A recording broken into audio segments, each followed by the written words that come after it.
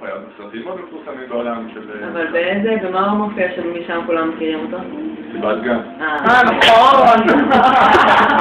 איפה הוא פרץ?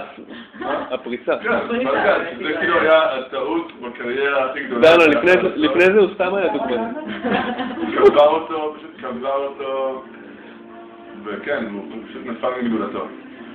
וכן, ואני תמיד בתור ילד, נורא אהבתי אותו, לא בסיבת גן, אבל יש לנו מקודם עם המנצח.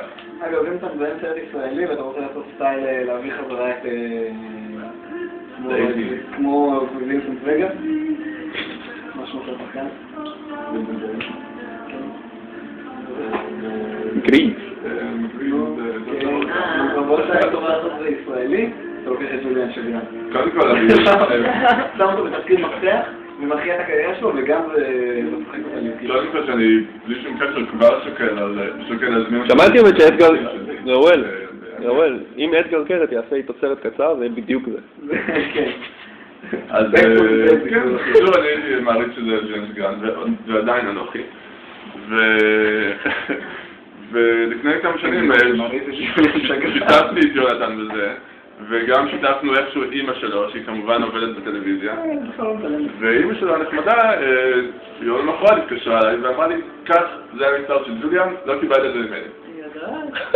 עכשיו, המספר שכב אצלי בטלפון הרבה זמן, לא התקשרתי. חדתי.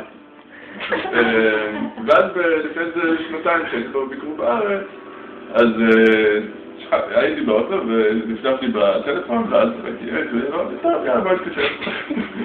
והתקשרתי, ואיכשהו ענה, אני התחלתי בשצף של מאוד מנומה של שיחה שאני מתקשר ככה, וזה, אבל מי שהייתי ילד אתה כאילו, כזה מין כזה שצף ברכות וכחולים, וכאילו, בניתי את האגו בצורה, היה לא יאמת. אני מדבר, והוא רק שותק עם הצד השני, מדבר כאילו ככה. ואז בסוף, אני כזה, אחרי שחזרתי על מה שאמרתי 5 פעמים, אז עצרתי, ואז היה כזה 2 שניות של שקט, ואז הוא אומר, איזה שיחת טלפון נחמדה.